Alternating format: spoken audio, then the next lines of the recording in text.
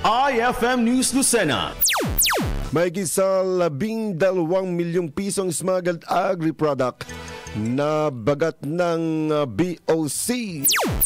Nasa Cotton Bureau of Customs ang panibagong smuggled agri-products na nagkakalaga ng mahigit sa 12 milyong piso.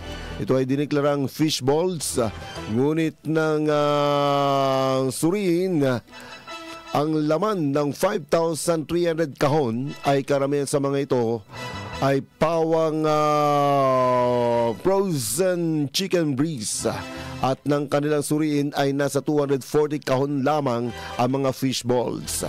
Kaya naman mabilis na naglabas ng warrant of seizure and detention ang BOC laban sa importer sa paglabag sa Customs Modernization and Tariff Act. Ang dalawang 40-foot container na naharang sa Manila International Container Port na naglalaman ng 12.96 milyong pisong halaga ng misdeclared agricultural products ay binusisi sa pangunguna ni Senator Francis Kiko Pangilinan kasama ang BOC.